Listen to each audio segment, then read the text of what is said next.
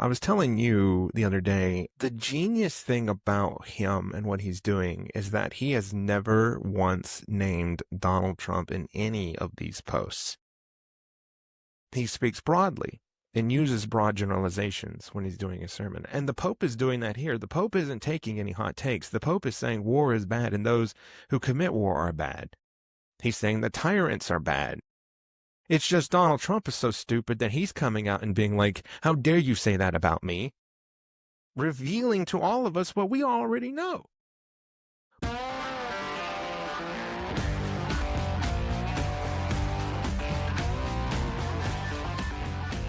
back to another episode of Mildly Alarmed. I'm Nina, here with Justin again, and we're glad you're with us. We got a lot to cover this week on Make It Make Sense. We will be continuing our conversation about religion and politics, specifically how conservatives and liberals are pulling from very different parts of the Bible to justify their worldviews. We'll talk a little bit about the Trump's ongoing feud with the Pope, which is a sentence I didn't think I'd say. So that'll be a good time for all. On Side Quests, we're doing kind of a full debrief of everything nerdy we threw ourselves at this week to stay sane. So comic books, video games, TV shows, come hang out with us for that. And then on From the Pit, we will be talking about all things Kansas and NASCAR this week. We've also got a bonus episode coming out this week. Justin, you interviewed Allison Hatfield on our other podcast, Untold Talent, and you'll be talking to her about her making the move to Nashville to chase her music dreams, correct? That's correct. Absolutely. That was a really good interview. Longtime friend of mine who is a rising country star. So definitely check that out and check out her music on Spotify. But yeah, great interview. Was really happy to do it. Really happy to sit down with her and look forward for everyone to see that as well. Awesome. And yeah, as always, all of our episodes, the small segments and the main show will be dropping at 6 a.m. this week on YouTube, Spotify, and YouTube Music. So let's get into it, Justin. How are you doing this week? Doing pretty good. It's been a crazy week, like you said. There's been an ongoing battle between the Pope and the Trump administration. And I was telling you, I think I find myself feeling like Ken Watanabe in the Godzilla movie when he's standing there watching them and he's like, let them fight. I feel like this is, I feel like let them fight. This is the fight that I didn't know I really needed, but I've been very entertained by this. So yeah, it's been a really weird week news-wise, just a lot of strange things. We had the AI photo and all that. So yeah, it was a really bizarre week, I think. Yeah, I agree. I too was kind of just sitting back with a bucket of popcorn, just watching the Pope and Donald Trump square off this week, which I know we're going to talk about in a little bit. But it's been an interesting time to be an American lately. It has been. It gets better every day.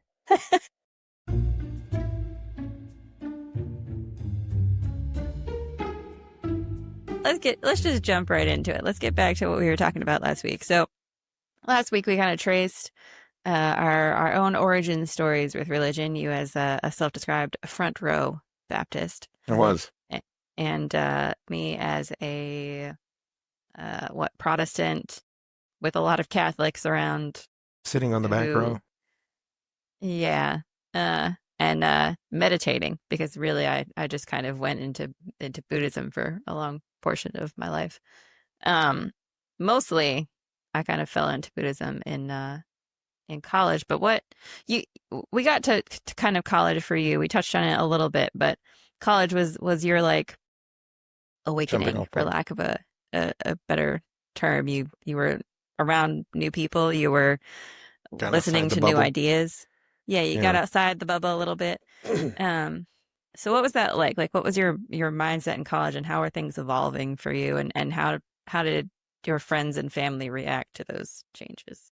Yeah, so I actually stayed in church for a little bit during college. They have the youth group, which is where you're at until you graduate high school. And then a bit like they do in Fallout 3, when you get too old for a little lamplight, they send you to Big Town. I was kind of that was kind of happening to me, to borrow a Fallout reference. I had to leave Little Lamplight and I had to go to Big Town. So they put you in this like singles. It's called the singles class. And it's for like young adults who are in college. So I was in that group, and we would go and hang out, and we would do like bowling and various things like that. But I didn't feel like I really fit in with those people. Uh, and then come to find out, I think they felt the same way about me, because I learned later that they would do things off on their own and their like little clique, but I was never really invited or a part of it, which at the time I honestly didn't really care that much because I was, like I said, I kind of recognized that like these people are, I don't know, we're not going to hang out. But it was interesting that when I started coming out of the political closet, as it were, as a Democrat to all of them, and they started realizing this. They actually sent like a spy to infiltrate like my life to try and bring me back to Christ, because it was funny that like around that time they were almost thinking the two were synonymous. Like me becoming a Democrat was also me rejecting religion, God, because you can't be, and I may have even told this, now I'm thinking about it, I may have even told this, you cannot be a Democrat and a Christian. I think the choir director told me that. Someone told me that. Interesting. Yeah, they were really worried. They were really concerned for my soul because, I believed in healthcare for all. Very concerned for my soul. But yeah, so we would, this kid, who was a little older than me, I think, wanted to hang out. So we would go to the movies, and I thought he was just being like, a pal or whatnot. And I thought he just wanted to hang out or something. And I thought, okay, yeah, like, that could be cool. Like, I don't really know this dude that well. Like, I don't have a ton of friends at this time. Some have moved away to other colleges. This could be cool. So I hang out with this guy. So we go see, I think we saw like two movies. We went to the movies. But the thing is, like, it became obvious of what this was later when we were hanging out. Because when you're hanging out, no one's just going to ask you, Nina, how is your walk with God? That's not going to come up while you're ordering food. Can't say I ever You had know, a friend ask me that. yeah, like two pals just hanging out, two dudes, two bros, just chilling and hanging out. You're not going to be like, so, how is your walk with God? Tell me. And it's like, that's heavy. Um, it's just fine, thank you. How's yours? Like, so it became obvious of like, oh, I uh I see what's going on here. I see what's going on. Oddly enough, same thing happened to me a different time. I was at the gym and a guy wanted to hang out. He was like, "Hey man, I've seen you in here working out. Think we should be hang out and be cool." And I was like, "Oh, okay, I guess." And he was like, "Let's meet at Panera Bread and chill." And I was like, "That's kind of funny, Panera Bread, it's a place to chill." But I was like, okay, like I just moved to Raleigh proper, and I didn't really know anybody, so I was like, and I just started going to this gym, and I was like, all right, yeah, cool, that could be fun to hang out. And it turns out he was wanting to sell me on a pyramid scheme. I have a really hard time just hanging out with folks, it seems like, but someone's always trying to sell me something, whether it be Christ or, you know, chocolate bars. I don't know. It's always Interesting. cleaning products. So yeah, so that became obvious that that people were taking an interest in me. They thought that something was wrong with me because I all of a sudden had come out as a Democrat, that I was voting this way, that I had these, I was starting to share memes and things on my Facebook page, and people were concerned that I was supported Obama. It was very concerning, and so, and then it just put a bad, I just left. Like I was like, this isn't for me. This is ridiculous. Why am I even still going to this place? Why am I even still doing this? Mm, So interesting. yeah, so by the end of college, I was a heathen, bound for. I've accepted it now. It's fine. Sure. Yeah. Yeah, I can't say my college experience was nothing like that, actually. I my high school was very socially social justice aware, and I immediately Communist. found those people in college as well. So I eventually ran a group called Idealists United. So that tells you a lot about my worldview. I hung out with the other leaders of the other groups, like Students for Sensible Drug Policy and the ACLU. Uh, can't say we were hanging out with the college Republicans. That was pretty much just the business school, though, at my university. Of So, course it was. The business kids or the young yeah, college Republicans. yep. Of course Uh, it was. so we were out there protesting, bringing awareness, bringing interesting groups to the university. We did a lot of lobbying at the time for various things, trying to keep tuition from going up at UConn, trying to add gender identity and gender expression to Connecticut's anti-discrimination laws, which did in fact pass because Connecticut's cool like that. Um, and then I don't know, we were trying to get people involved. One of the things that I was actually really proud of was we at one point registered about 2,000 people to vote That is over the awesome. course of a couple of days. So, I mean, we were really trying to make a difference. And at no point in my college experience, well, no one has ever asked me in the history of time how my walk with God is, but also, I, uh, I had friends that were religious and none of them seemed to hold those convictions that you couldn't both be What a were your Democrat yeah, or a what were your socialist or a religious friends? communist. What were your religious friends like? So I Were had they friends of all religions. That's a thing to start with. I mean, I had Hindu friends, I had Muslim friends, I had Christian friends, I your had Christian friends? Did they Catholic friends. were they just Christian and that's who they were, or was it a huge part of their identity? Or were they just like, yeah, I'm a Christian, I believe in God? No, I mean, I had friends who went to church every weekend. Hmm. Like, I had those friends, but I think the thing that I noticed the most when I moved down here and away from Connecticut was like it was very rare to meet people in Connecticut, at least where I grew up, that your religion was your identity, Mm. right?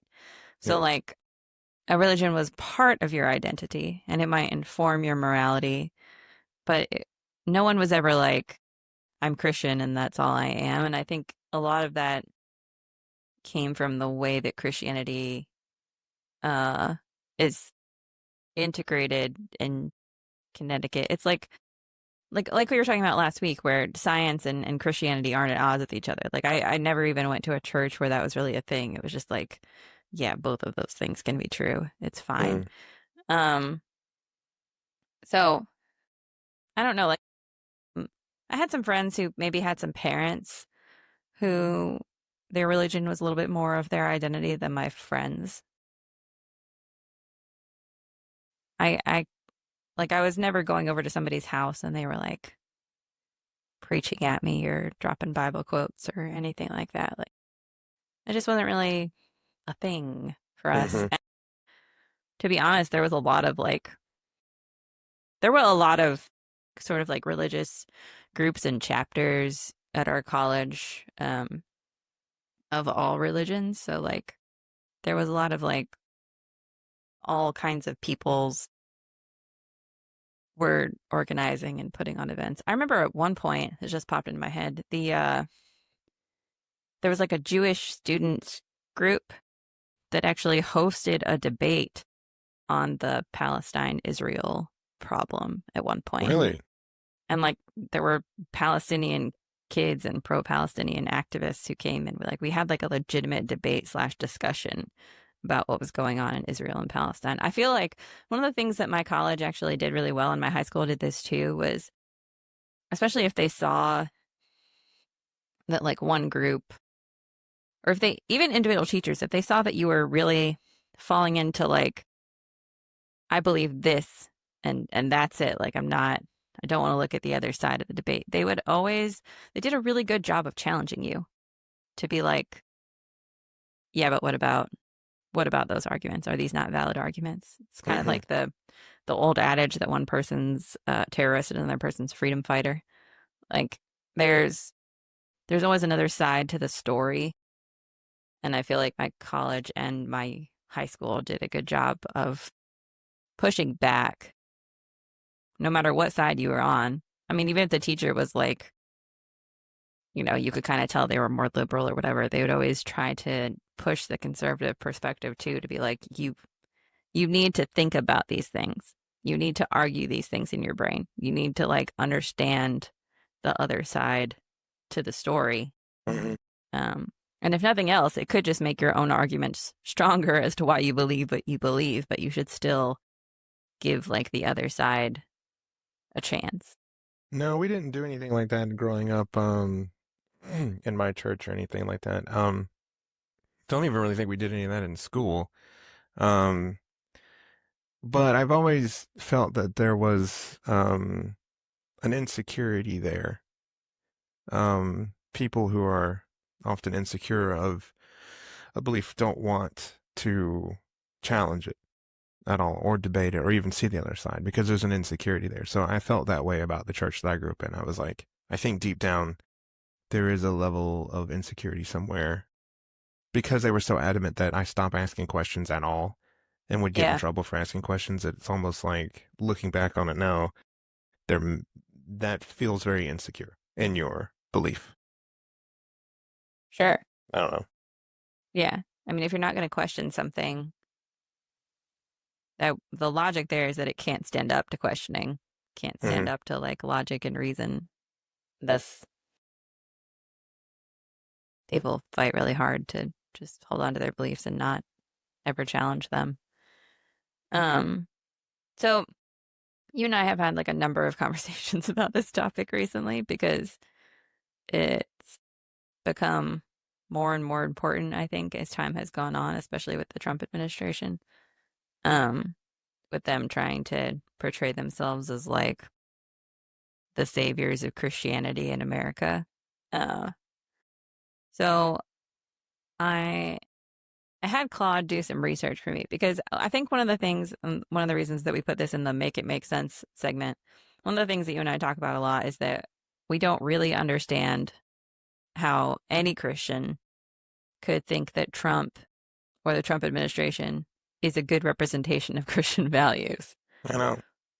Um, Especially when and you pair it with like, you know, they literally sent someone to hang out with me to steer me, the lost sheep, back to the flock because I said that I'm voting Democrat now, or I aligned myself with at the time it would have been Obama. Like I support this administration.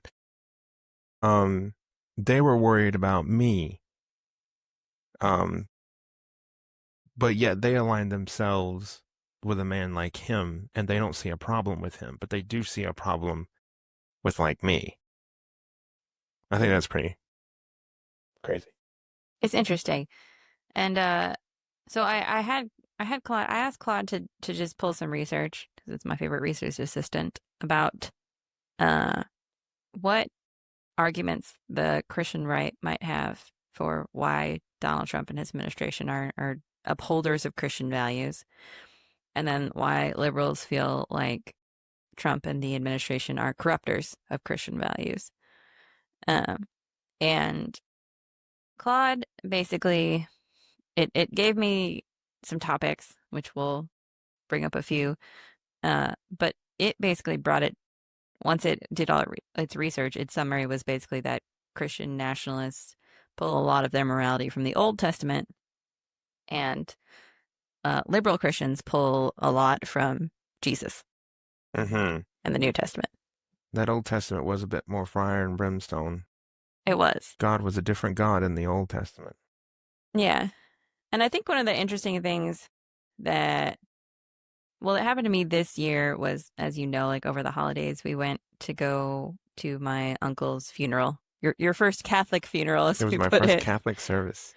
We went to this beautiful Catholic church in New Jersey, and the um the father, there's like he said so many beautiful things about my uncle and just about uh Catholicism and Christianity in general that it made me kind of think about it again, to the point where I started rereading the Bible earlier this year because I was like, you know what? Haven't given the book a crack in a while. Let's see what's in here and see if Yeah. see how this resonates with me again. So I did that, and I started listening to there's a podcast that Ascension puts out called The Bible in a Year. And so I started to listen to Father Mike Schmitz, I think is his last name, uh, and his sort of interpretation of the parts of the Bible that I was reading.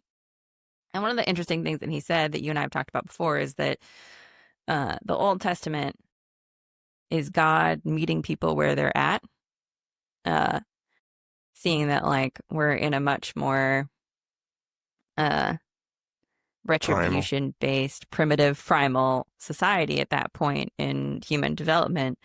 And so his rules and his laws at that time are the way that they are because he's trying to meet people where they're at.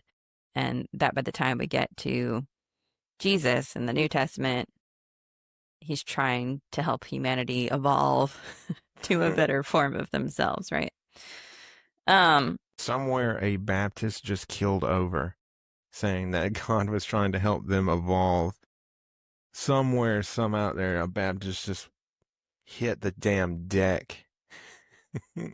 Resuscitate them, please. so that is interesting in that the way that Claude laid out these arguments, it's the Old Testament versus the New. Um, so it pointed to a few things, right? So first, and probably the largest battle that America's had ongoing, abortion and the sanctity of life. I've heard that all the time too. I'll interject real quick. Yeah. Cannot tell you how many times I wish I had $1 for every time a someone I've been debating who was Christian told me that I do not care about dead babies, that I love dead babies, that I want more dead babies. I cannot tell you how many times I've been told that. I do not care about dead babies. It's an interesting one. So the the conservative view of this, right, is that life begins at conception and thus must be protected and preserved and what have you. Um, the liberal version of this is that unwanted babies lead to unwanted societal uh, problems and issues, right? Like after Roe v. Wade went into effect, uh, in the decades after, violent crime went down significantly. And one of the theories is that because there were less families struggling to provide for children that they couldn't afford, and because there were less unwanted children out there fighting for themselves on the streets, violent crime went down. So there's, I think the liberal view of abortion is that, you know, Jesus's teachings focus on uh, the poor, the sick, and the marginalized, and trying to help them live One's looking better for lives. handouts. Sure. And that you know, things like cutting Medicaid and food assistance for vulnerable children and families contradicts that like pro-life view that some Christians have, that like Plus, what life are these people living if they're being dropped off at the fire station on the corner? well, that's the thing is that conservatives like to pretend that they care about life, um, but as soon as the baby is born, they don't care about that thing because they have no social programs for, you know, um, orphanages are overrun. there's no social programs out there to help those people. Those, under marginalized kids who can't go to hardly school, who can't get free breakfasts and free lunches at school. Like, they don't want any of that stuff. They don't want it. They don't care about that. They don't want to pay for that. They don't want to Right. take care of the kid. They just want to make sure that the kid gets here because they're like, oh, life is precious. But once they get here, they become a statistic to them that they like to rail against, that Democrat cities are like overrun with homeless people and shelters and riffraff and filth all over the street. That's the same people they're talking about. They don't care about life. Yeah. And I think that's probably been largely the Democrat view for quite some time, is that like if you really cared about life, you would care about like um universal health care, you would care about uh like childcare assistance for families who do have children, you would care about like free lunches for kids and better social programs and after school programs and things that would actually help children and families lead better, more productive lives and potentially lift them out of poverty at some point. So, More people out of poverty makes a happier nation, and a yeah. happier nation is a successful nation. uh, then we get to immigration. Um, this one's interesting because Claude, uh, here's what Claude had to say about the Christian nationalist view of immigration. Enforcing borders protects the Christian nation from disorder and crime. Uh, Vice President Vance cited medieval Catholic theology, Ordo Amoris, to argue Christians are obligated to prioritize their own communities and fellow citizens first. And then restricting illegal immigration is about maintaining lawful order, which is biblically supported function of government in Romans 13. Is he talking So about moats? Medieval times moats? Is that what he's talking about? Just kidding. yeah. He's like, it leads to the plague. Uh, but this one's the most interesting recently, right? Because Pope Francis has come out really on the side of immigrants. I mean, he's spending July 4th welcoming immigrants in Italy. So, uh, he has rebuked Trump on mass deportations. Uh, he argued that, you know, Christians' love isn't a hierarchy of interests. Like Vance tried to say, it was like you put your family first, and then your neighbors, and then your state, and then your country or whatever. And he was like, Love no, thy neighbor. yeah, love thy neighbor is all people at all times. Mm-hmm. Um, and then uh, Well, I think it's also just very difficult it's hard for me to watch. So, like, I was watching all of the same footage of the ICE raids, the immigrants being torn apart from their families, being beaten, pulled from windows, children being tear gassed by ICE. ICE were acting like a bunch of damn animals. And it was hard for me to watch. Like, I got like physically, emotionally angry watching that stuff.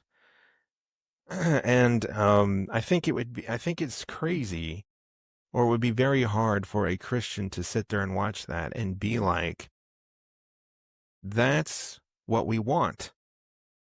These images are exactly what we want in this country. But that's kind of what was going on. I mean, because I had, yeah, people who I follow on Facebook from my old days of church going, people who raised me in the church, Sunday school teachers and things like that, who avow themselves to be Christians, followers of Christ, and they were ecstatic, applauding these people getting torn out of their homes, getting ripped apart, their families sent away, not even knowing where they are. Some family members being like, I have no idea where this person is, being sent to gulags in other countries that they're not even a part of. Um, this is not what we want in this country. This is not who we should be. One, as a Christian nation, as we claim to be, but two, as Americans, this is not the kind of behavior that we should be having in this country. And I was appalled by it. Yeah. And I don't even consider myself to be that big of a Christian. Like, this is just me as a human being. I'm like, I am appalled by this. Yeah. And I would have expected more Christians to come out. Now, I have lost faith in Christians of a certain sect, and I'm sure we'll get to this, but it was, and I just could not believe how many Christian or people who follow Christ or claim to. I don't think they're real, but like the claim to could stand by and watch this stuff on immigration. It's unchristian to me. It's not even it's not even humanity watching Yeah. And this someone stuff. inhuman. Yes. Yeah. So the Pope has been tweeting a lot about this. We'll get more into the Pope's fight in a minute, but he's basically been stating that a nation's moral standing is shown in how it treats its most vulnerable. And we've lost our Um, morals then. and yeah, I think looking around at everything that we witnessed with, people being ripped apart, but also American citizens being murdered on the streets, Yes. uh, I just don't understand how you can look at the way that immigration is being currently enforced and think that that's what God would have wanted. If you're trying to look at it from a Christian perspective, it seems absurd to me. That's because it And is. and That's and because it is absurd. by the same count, though, this also goes to Trump's um like fight against transgender people. Uh, that you can group them in with the marginalized and the most vulnerable, and which is largely why liberal Christians to this day argue that love thy neighbor also applies to people of like LGBTQ affiliation. Um, It applies to everyone because everyone is, if it's true, if you believe it, everyone is God's creation and God doesn't make mistakes, right? right. So there you go. Everyone is one of God's creations. I would say the only mistake he made was Donald Trump. That's clearly a mistake. That's Or unless clearly a Donald mistake. Trump is here just to teach us all about what Actually, morality actually should be. quick sidebar. That's actually I've had this conversation with my mom. She has told me, I'll paraphrase this, but she has told me a few times that she thinks that Donald Trump was put there to reveal who is Christian and who is not. You know, he's kind of making Christians look at themselves and see how Christians have lost their way. She believes that was his main function. Yeah. I mean, I to a certain extent, I agree. I feel like Donald Trump has brought out the worst in a lot of people. He's brought out the worst in humanity for sure. There's And no doubt. if you are out there, like, who did you tell me this morning has decided to come out as against? Sean Hannity. There you go. Sean Hannity is saying that he no longer wants to align himself with the Catholic Church. So he's chosen his God, Just the Church of Trump. just as the Church of Trump. So he's chosen his God. He's clearly like, yeah, my Lord and Savior is Donald Trump. And I think a lot of Christians have. I have Christians in my family who are big supporters of Donald Trump. Went to his rallies. And they can do whatever they want. They're grown adults, they can support whoever they want, but I almost feel like sometimes the Trump for me is ultimately a debate of morality. Because he's so immoral to me. And he's so disgusting. So disgusting. But since he's so immoral in my eyes, I almost feel like anyone who follows him, it questions their morality. Because unlike politics of old, I think back to the election before him when it was Obama running against Mitt Romney. Politics wasn't about morals then. It was just about which direction do we want to go in economically or policy making. But it wasn't like a party of morality or something like that. Like it wasn't about that. But now it seems to become that way because if you support Trump, what does that mean, right? Like it means you're okay with certain things that are terrible, a terrible way of behavior, the way you treat women, the way you treat immigrants, the way you treat others. Like, I don't know. Like, so when, especially when a Christian tells me that, like, they support Donald Trump, or when anyone tells me they support Donald Trump, I automatically wonder about that person's moral judgment. Does that make sense? As yeah, as do I. I'll skip a bunch of the other things that are on this document because, we're gonna run a little long anyway this week, but here's what Claude had to say about Trump's personal character and the right versus the left. Uh, the right, it said, like King David in the Old Testament, Trump is a flawed vessel chosen by God for a divine purpose. His personal failings are irrelevant to his providing role in protecting Christians and America. Now, further up on the document, Claude gives some examples of Trump not protecting Christians at all. So be that as it may, but they're not Protecting looking at that Christians. part I mean, right. that's the thing. It's like protecting Christians. They make up 62% of America. Yeah. The rest of us need protecting. We need protection from the Christians. Technically, you and I are both are Christians, but the on the liberal side, he said liberal Christians argue that character matters, that boastfulness, cruelty toward enemies, and the accumulation of personal power contradict the Sermon on the Mount's teaching on humility, mercy, and peacemaking. He And I has no think humility. that in particular is, I think, what the Pope has been trying to convey when he speaks. I mean, let's just talk about his one of the most recent tweets he put out there, right? So on April 17th, he tweeted, "Woe to those who manipulate religion in the very name of God for their own military, economic, and political gain, dragging that which is sacred into darkness and filth." Uh, Pretty on the nose Mm-hmm. for the Pope.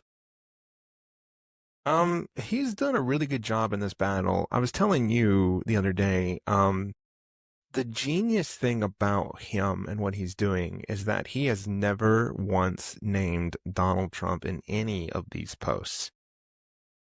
But Donald Trump is the one who's been replying back as if these are personal attacks against him, which kind of makes me think that somewhere underneath all of that McDonald's that he eats, somewhere beneath the Big Macs, there is a conscience,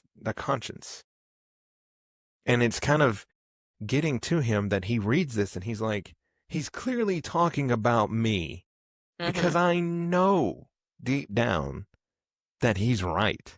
I am a horrible person. But I was telling you, a good pastor, a good preacher, minister, whatever that role may be, a religious leader, is going to speak in generalizations because, it was the kind of thing I remember as a kid sitting there on the front row that it almost felt like the preacher would be talking about me, right? Like to the point where you'd be like, did mom tell him something about me? Because he's speaking in such a generalization. The way he's supposed to do it is when he gives a sermon, he's supposed to make you think like, I've done that. I have thought those things. I have been that way before. I need to change. I need to go and reflect on who I am as a person and align myself. So he speaks broadly and uses broad generalizations when he's doing a sermon. And the Pope is doing that here. The Pope isn't taking any hot takes. The Pope is saying war is bad and those who commit war are bad. He's saying the tyrants are bad. It's just Donald Trump is so stupid that he's coming out and being like, how dare you say that about me? Revealing to all of us what we already know. But the crazy thing is that because he has become a cult-like religious figure, there are people who are now going against the church over him. Again, maybe kind of going back to what my mom's theory was, is that he is shining a light on certain Christians that they have put a false idol before God, which is on the Ten Commandments. A fun game that we should play actually is pulling up the Ten Commandments, seeing how many of these Donald Trump has broken. Maybe That'd be we'll a do that fun on a game. future episode. Yeah, a fun game to play. Maybe you can play this at home. Go now and pull up the Ten Commandments with your friends and family and go down each one and see how many this son of a bitch has done.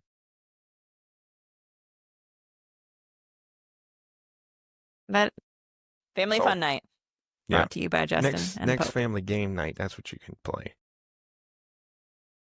It is interesting though, right? So we've got this Old Testament versus New Testament fight kind of it's always been brewing, but somehow Republicans have have uh co-opted Christianity as like if you're a Christian, you're a Republican, which is obviously not true in the context of America. One of the things that I found the most interesting that I saw recently, if you haven't seen that 60 Minutes interview with the U.S. Conference of Catholic Bishops or the cardinals that they had on there, um, definitely recommend watching that. But they noted that there has been an increase in attendance at specifically Catholic uh, churches across the U.S. That like 140 dioceses are reporting an increase in attendance. Uh, like Well, they did 139. lose one. They lost Sean Hannity, so Well, yeah, 139% increase in LA, a 52% increase in Chicago, and a 36% increase in New York. And one of the things that I found most interesting was also that Gen Z, 15 up from 15% to 21% as so the uh, kids are going. self-identifying as Catholic. It's it's interesting because in particular it started this year and at the beginning of this year. Um, That can't be a and coincidence. I don't really think it is. Part of me wonders if what people are really seeking is a kind of moral center, a moral certainty, a moral leader. Um, and we have seen so many institutions fail us in the US so far. We've seen media companies go down, we've seen universities go down, we've seen law firms, people who really should be fighting because they actually know the Mm-hmm. laws. They know the laws. We've seen those people just capitulate to Trump. Uh, no one seems to be standing up for American values or for the vulnerable, oddly, in the way that the Catholic Church is all of a sudden. Which I think is the defining. So that's my point. I think is that that's been what I think the church always should do. They're the ones who are supposed to. We have this thing in this country called separation of church and state, or we did. And I think that's where a role of a church is supposed to come in. They are supposed to protect the vulnerable against tyranny, governments, anything like that. Just be there to protect the impoverished, those who are in need. We've not seen any of this.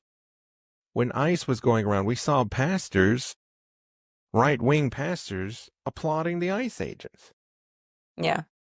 But I think people, like you said, I think people are so starved for something that's good, a moral center, to see someone stand up against this. Um, and to come from the Catholic Church, what an arc that's been.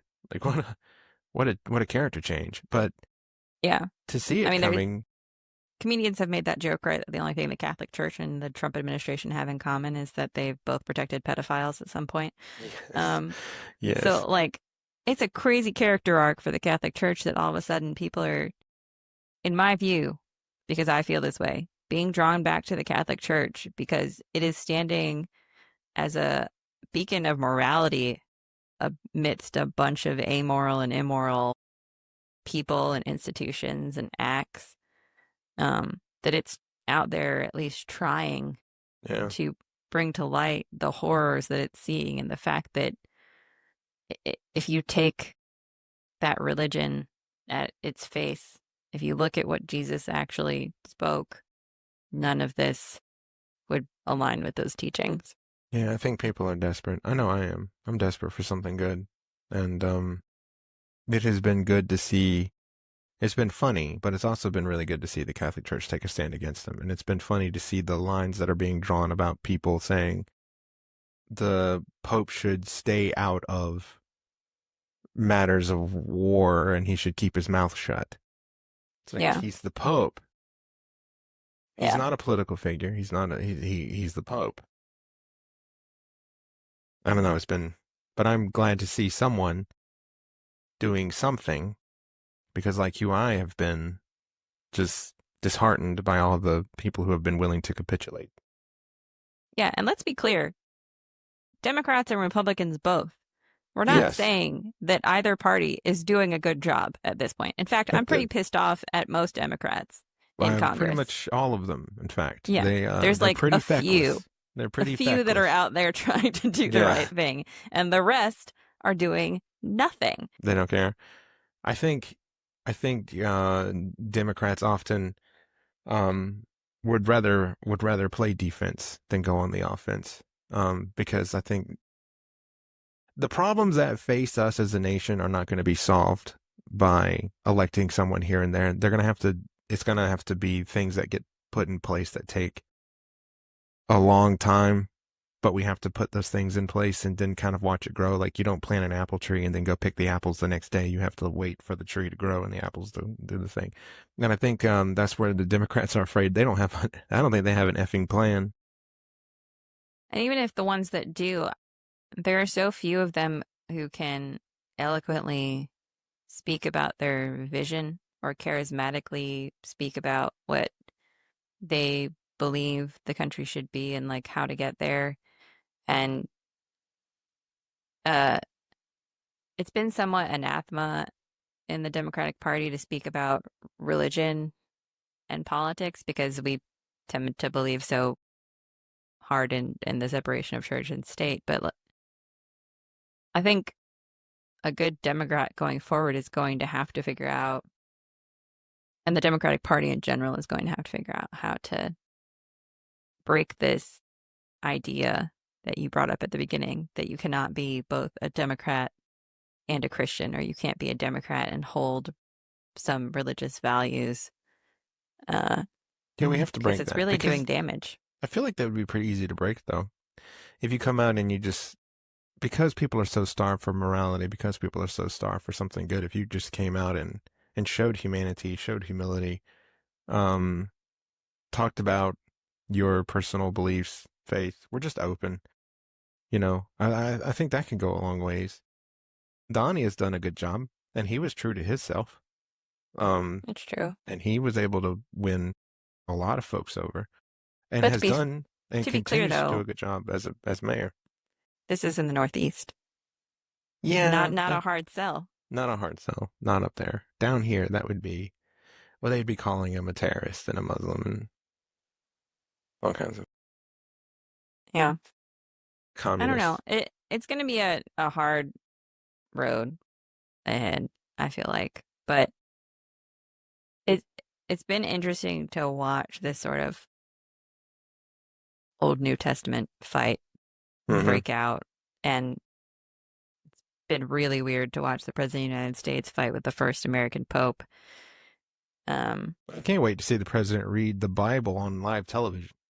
we That's going should to be really fun. take bets on what book he pulls from. I know. I wonder what kind of stories, because Christians love to cherry pick verses anyway that kind of like they can mold or shape into something they want it to be. So I kind of think he's not going to go anywhere near Matthew, Mark, Luke, or John. I don't think he reads from the red text. I don't think he reads anything from Jesus's words. I think they do go.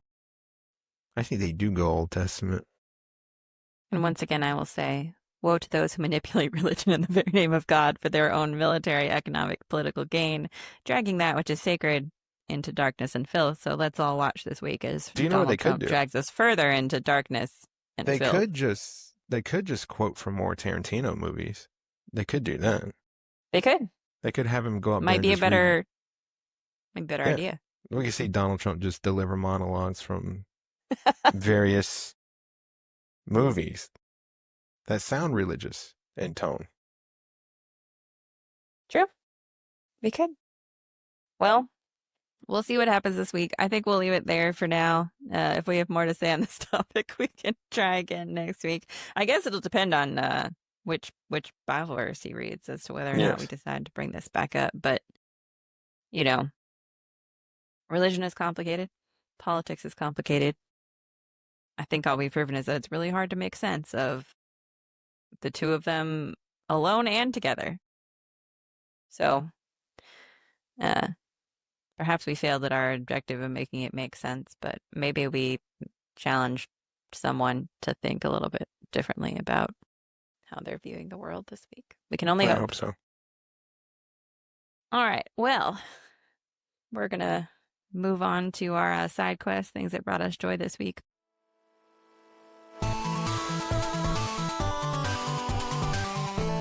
So, where do we want to start? We want to start with some comics. Let's start with This week. comics. That's always a All fun right. place to start. What you been reading Um, this week? so what I've been reading this week, I don't know why, but I've been trying to force myself to get into Moon Knight.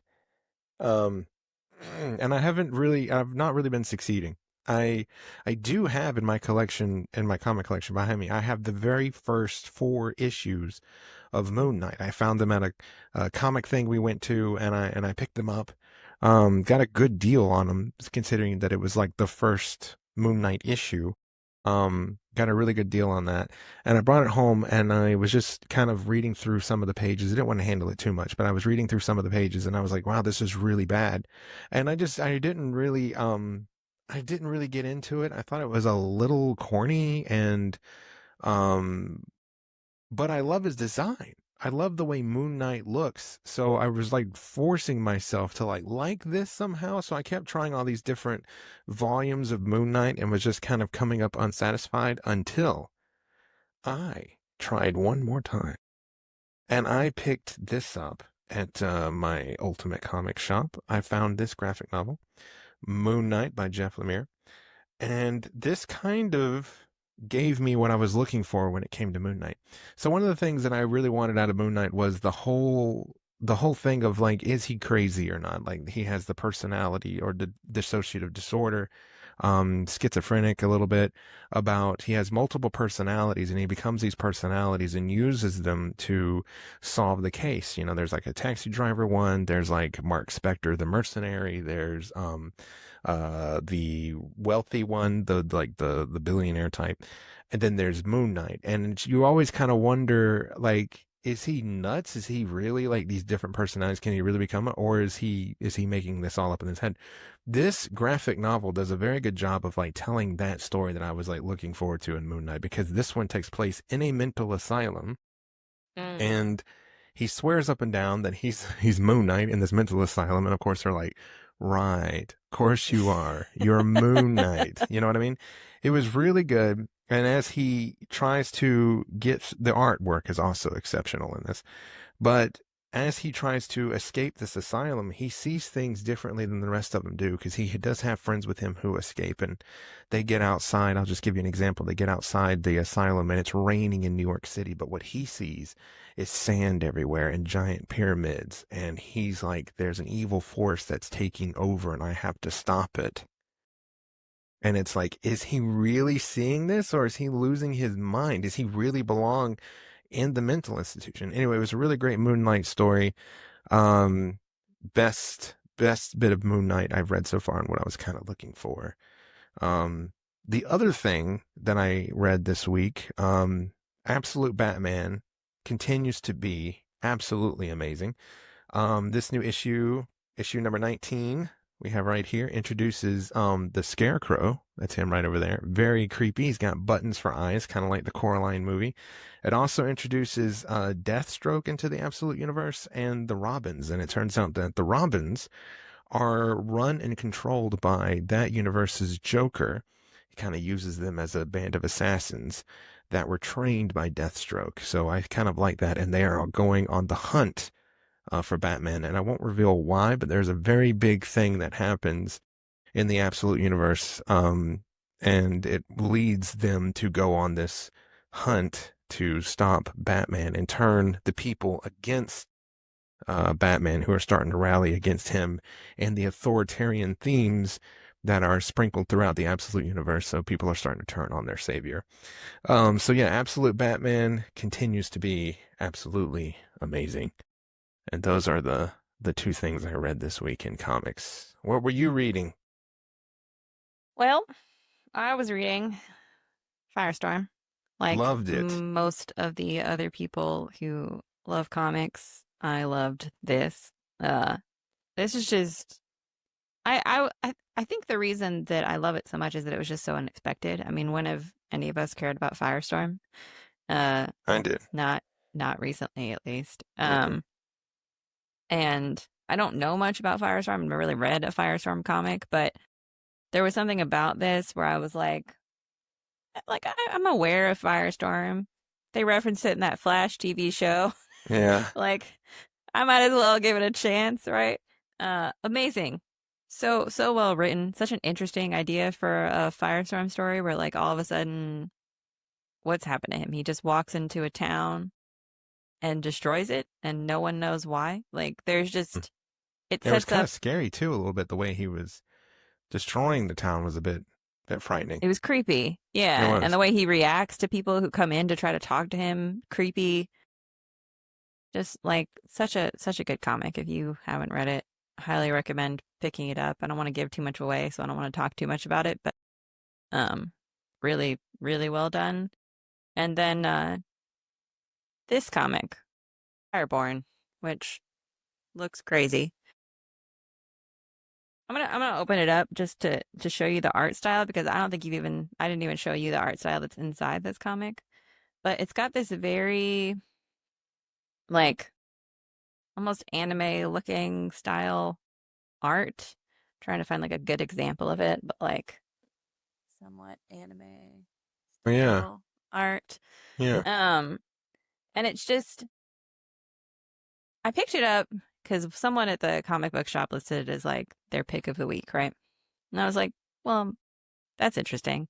But on the cover it says from the world of lost fantasy. Now, I have never in the history of time had good luck picking up a comic that was part of another world because usually when you start those comics, you feel like you've been dropped into the middle of the story and you have no idea what's going on and nothing's being explained.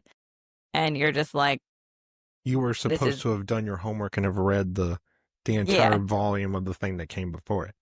yeah. You're just like, this is not for me, clearly. Mhm. I was not a fan of the original, so I guess this is not the place where I get into this story. That was not the case with this one. There may be references in there that I'm missing because I didn't read Lost Fantasy, which I did pick up the first volume now, so I could read it, but there could be references that I'm missing. But the story itself of this kid who like merges with this weird dragon egg thing, has these powers and it now has to run from something and you don't really know why, but there are like multiple worlds going on from what I can tell. Like it was just enough information to keep me curious about what this world was and but not too much information that I felt like I couldn't follow the story.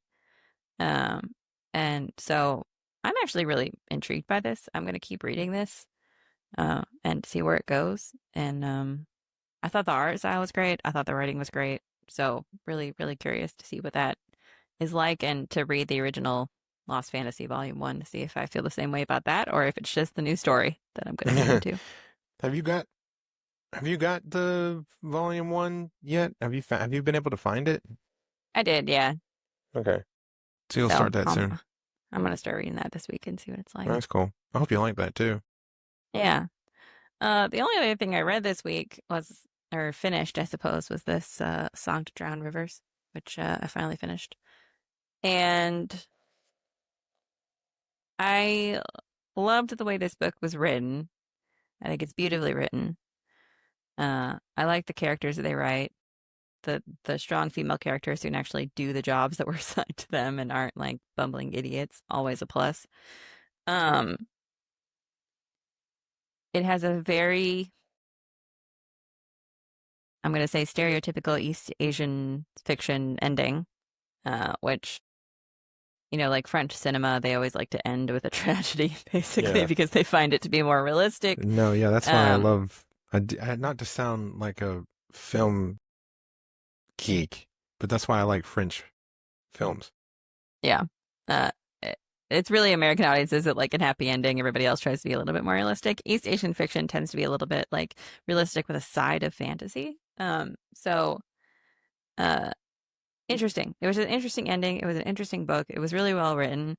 Um the emotional pulls are very interesting in the way that the characters interact with each other and try to navigate their various tasks is really interesting. So definitely highly recommend that as well. What else were you up to this week? Any video games you've been playing? Yes. I started playing a very, very spooky game. I actually recorded it and gonna try to make a video out of it if anyone's interested. But I started watching another YouTuber play this game, which I typically do if there's like a game that I like. I'll watch like I'm not gonna play this game myself, but I'll watch somebody else play it, just so I can see the story and see kind of what it's about. And I found this, independent scary game called The Lightkeeper. And I was drawn to it at first because I really like old like nautical aesthetic. I'm like interested in like old shipwrecks. Like I was for the many, many, many, many, many years. I have been like I love the Titanic. I've read all the books that I could read about the Titanic. A Night to Remember is one of my favorite books. And I'm like into shipwrecks, and I'm also like weirdly like creeped out by lighthouses. I find them kind of like creepy, but like in a fun way. Like I like lighthouses. So I found this game called The Lightkeeper that takes place at this lighthouse, and I started watching this YouTuber that I like play the game, and then I stopped watching because I was like, okay, I got to get this game for myself. So like I got like 10, 20 minutes into it and was like, I'm getting this. It was like $6 on Steam. Highly recommend it. I got it and I played through all of it. It only took me, the recording was only like an hour and 45 minutes. So like it only took me like an hour and 45 minutes to complete this game. But it was terrifying. There was multiple times where like I like screamed. There was one time I nearly threw the mouse. Just came out of my hand. Like it was just a very well done scary game. I love horror. I love writing horror, and I feel like I even learned a lot of really good techniques from playing this game of like what I can do with pacing and imagery that I can play with. But I was inspired by it. Like I don't know. It was a very good game. Excellent creepy story. I was intrigued the whole way through it, and because of its runtime, it almost feels like a movie in a sense. But yeah, The Lightkeeper, I think it's by a company called Dark Phobia Games. So there's an independent game. Also, just want to take a moment to say that these independent games are getting really good. Like the graphics and the storytelling and the gameplay was so amazing for like an independent game. It looked really good.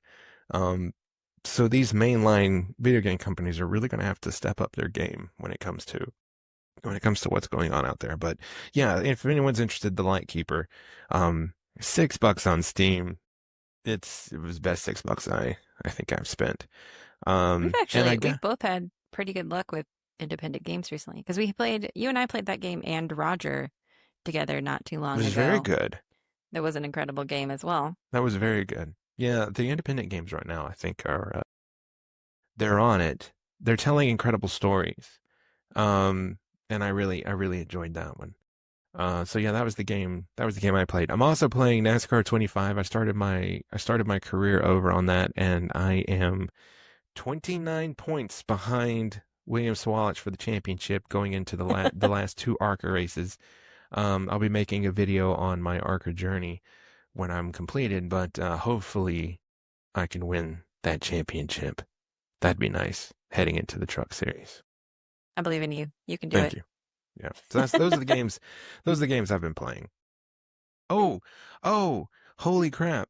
So my sister and I, Adikashi, on Thursday nights on her channel, um, have been playing Phasmophobia. We used to play Phasmophobia as a group with our cousin years ago when the game first came out, as like beta. Is that what you would call it? Is that what the kids call it these days? Testing? That's what all software companies call it. Gotcha. So we did that and we were really good at it. We were really good ghost hunters. And we jumped on there the other day and we sucked. I played through 3 levels with an EMF reader before I realized that I hadn't been turning it on. So they've definitely updated the game. They've made it a lot better than when we were playing, more involved. So on Thursdays around 7 o'clock, we're gonna be trying to play Phasmophobia together. So that's something to check out if you want a little laugh there and watch us return to amazing ghost hunting form again. Nice. Yeah, wanted to put that plug out there. What are I you uh playing? I have been playing mostly Pokopia. Uh as you know, I'm not a huge fan of games that like give me anxiety when I'm playing them. So I tend to play really chill games. And Pokopia has been very chill. I think I rolled credits on it this week, so I found Nice. out a little bit more about why all the humans are gone. Okay. Um, and I finally made it to that area of the island where I can do whatever I want. So The I'm creative gonna be making space. some crazy houses coming up. Uh, I'm gonna try to pull some inspiration from the internet and some other things that I have in my head from years of playing that Jurassic World Evolution game with you. Oh, I love that game. So It's one of my favorite games. I still play it. yeah, that's another good chill game. Yeah, that Um, is. but yeah, really enjoyed that game. It's really cute. And besides that, I've really just been cracking open other adorable games. Like I played a little bit of Yoshi's Crafted World again just for fun. And I started playing that too. You recommended it's that, and adorable. Yeah. Yoshi's Crafted World is an adorable game. Yeah, you've recommended two. You recommended that one and Mario Odyssey, and I've been jumping back and forth between both of those, and I like both of them. Mario Odyssey is a really good Mario game. I really enjoy that one. Yeah. Yeah. I know you missed them because you didn't have a Switch when they first came out, but Yeah, I missed all of uh, that. I had the last Nintendo system that I owned was a Nintendo 64, and I never played Nintendo again. I was a PlayStation 1, 2, 3, 4, and now I have a Switch. So I'm trying to go back and play some of those old games, those old Nintendo games I missed. yeah. Also, coming up, I downloaded Pokemon Champions last night, so I'm gonna give that a shot. See how that goes. I That's imagine that it will new go one. very poorly, Is that but that new one that's supposed to be kind of like the old Pokemon Stadium games for the N64? yeah, it's a battle game. I loved Um, I loved Pokemon Stadium. I That don't was think I fun. know enough about the meta of Pokemon to actually pull this off, but I'm gonna try. And from what I've heard, the game does give you a little bit more info and balance things a little bit better than maybe just like general Pokemon has in the past. But I'm curious to give that a shot. And then I might be playing Hades 2 this week coming Hades up 2. because I'm just genuinely curious and it was on sale.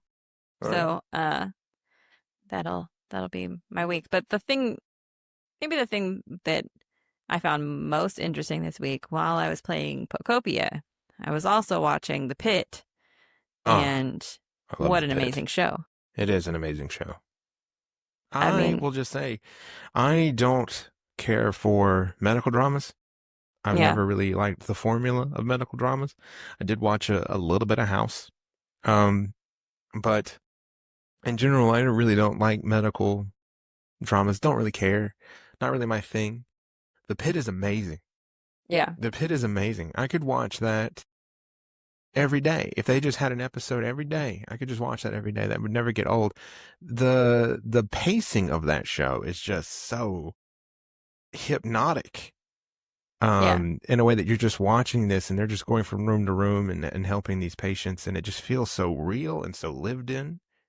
yeah, And everyone does a great job at playing their roles to the point where I believe them to be nurses and doctors who are literally saving these people's lives or aren't trying to, and having the most stressful day of their life. yeah. Um, Knowing, I think that's what's crazy is that we're watching them have the most stressful day of their life, but the way the show is laid out, that it's like this is just like Tuesday for them.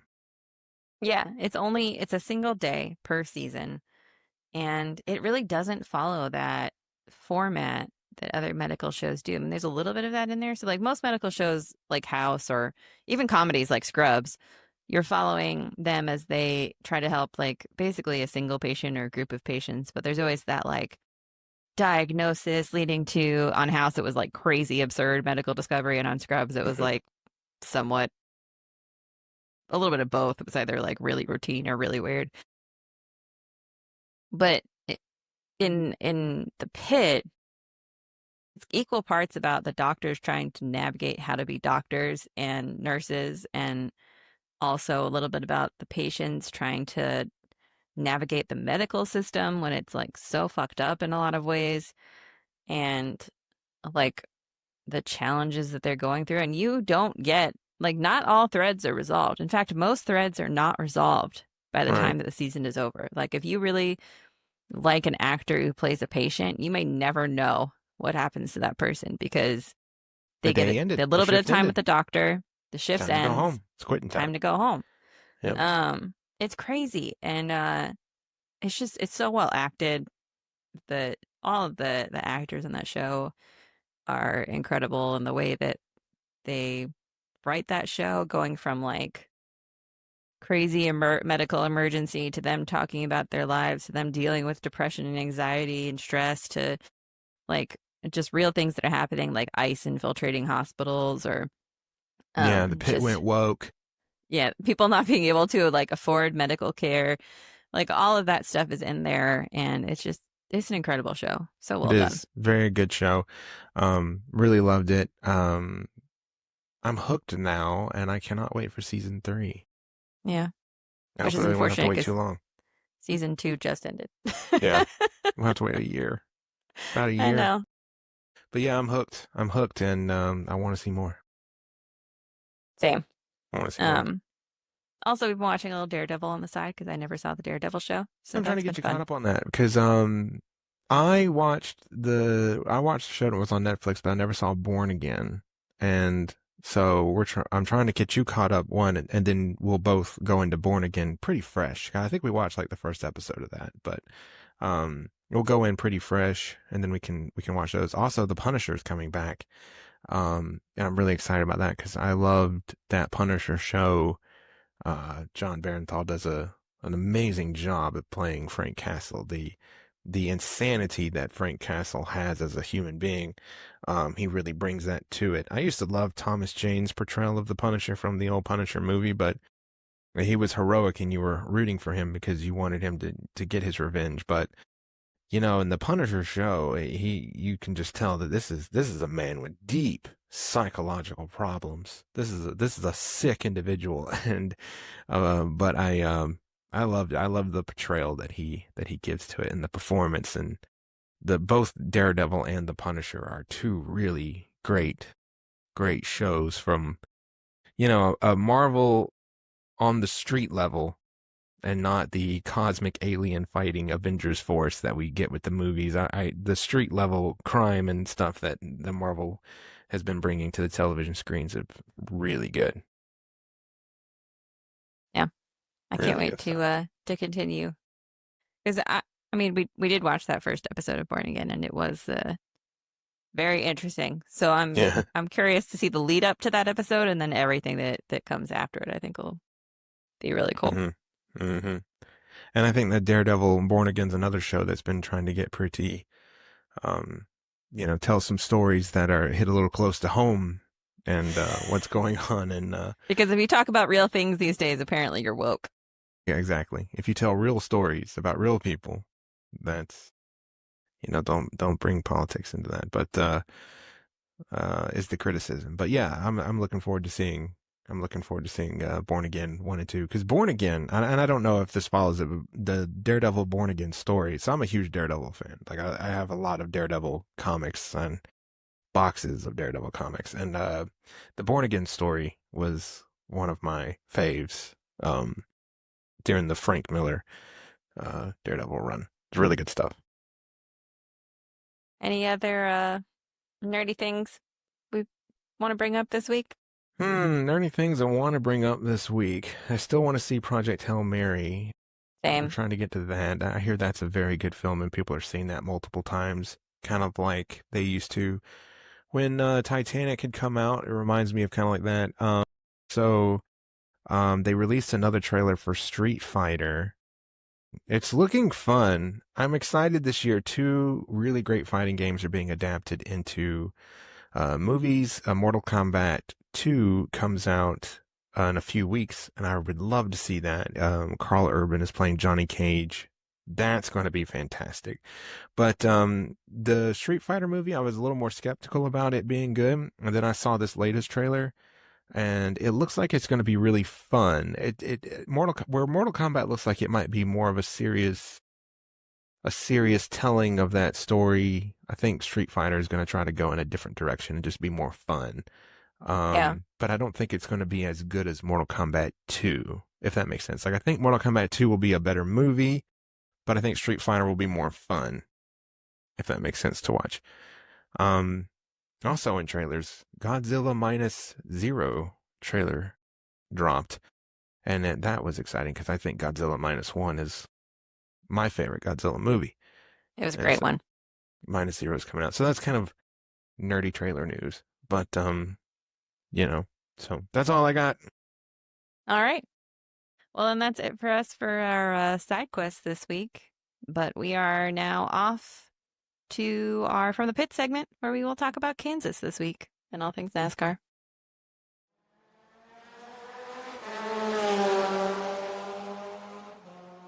We have some interesting races to talk about this week in Kansas. What do you think? Well, I was really looking forward to Kansas. Kansas is one of my favorite, has become one of my favorite stops on the track just because it usually provides some exciting racing. But I don't think we got that per se this year. I think I think the both of the races were kind of a little lackluster, except for the very end of the race today in the Cup Series. But I do think that there's been better Kansas races. But I do like going to Kansas because it usually offers a place to pass because of the 3, 4 wide racing that you can get where the top is good, the bottom, the middle. But for some reason, I don't know. I just don't think we saw what we typically see out of Kansas. But I did enjoy the races. I did enjoy both of them overall. I just think races in the past at Kansas have been better Mm. than what I saw for the Yeah, spring race. it was an interesting weekend for sure. The kids caused a billion crashes in the They O'Reilly sure did. race. The Cup race was pretty uneventful except for the last like 11 laps or so. Hmm. Uh, so which one should we start with? Should we start with the O'Reilly race? Yeah, let's start with the kids. They were definitely doing goofy things, as Bill Elliott would say. They were doing goofy things. And there was a ton of cautions. That race felt like it took forever just because they couldn't really seem to get going. I think one of the longest green flag runs they had of the night was about 25 laps without incident. So that kind of killed, I think, the pacing of the race. The race, though, got started off in a big way with a huge crash right there. What was it, lap 2? Or Was it was it the even lap first lap? two? Was it the I feel like first it was the lap? first lap. I think it was the first lap. Yeah, big crash involving Carson Quapple. He led from the pole, didn't get going really well on the restart, and they kind of swallowed him up. And then when they got to the backstretch, I think it was William Byron who was driving the 88 for Junior Motorsports this week, got into Carson Quapple, sent him rolling upside down. Really scary crash. He flipped a few times going down the backstretch, landed upside down. They had to red flag the race. So right off the bat, we started with the car airborne and Yeah, having to red flag the race for 12 minutes while they flipped the car back over and get Carson out of the car. He was fine. he Um, was. But let's pause for a second sure. on the fact that William Byron caused the pole sitter, correct? He was the pole sitter, He was he was the not? pole sitter. Carson Quapple was the pole sitter. To crash out of the race in the first lap. Like, I'm sorry, but if you're a Cup driver and you are going down to the Truck Series or the O'Reilly Series, you should have the cleanest race of Don't your want to cause life any unless trouble. the kids are getting into you. Yeah. I But think that's like the there was nothing wrong with what Carson Quapple was doing at that point. Like Byron moved up into him, I think, and then he got hit again from behind, and that's what caused him to just like spin right down the Yeah. racetrack. Do you know how they were telling Cletus, don't be the story? I Yeah. feel like sometimes when other drivers go to other leagues, that same advice should apply. Like, don't be the story. And, um, unless they're winning, because that's really what they put cup drivers in the lower series to do, is just to go out and win, because they're not racing for points. It's not like they're Yeah, or trying to to be help a like, team learn about a car or yeah, something help a like that. team like come back with data and be like, yo, I drove this car. Here's what I felt as a Yeah. cup driver. Here's what I think you could do to make this thing faster. That's really all they're out there to do. So I feel like, William Byron causing that at the start. And that wasn't his only time that he had a run in with a No. couple of dudes putting him in the wall. So I mean, yeah, he was definitely, I don't know if it's just that like a lack of experience from, driving those type of cars, because those cars are very different than the cup car. So I don't know if he just wasn't used to that, but he definitely he was flailing a little bit out there.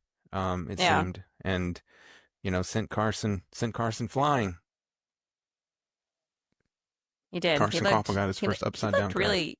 I feel like Byron looked really loose for most of the race. Not to say that he was the only one. I think we saw a lot of the kids last night. Just Sliding the around. cars just sliding down the racetrack. It looked really wobbly. Yeah, I know I saw Allgaier a few times.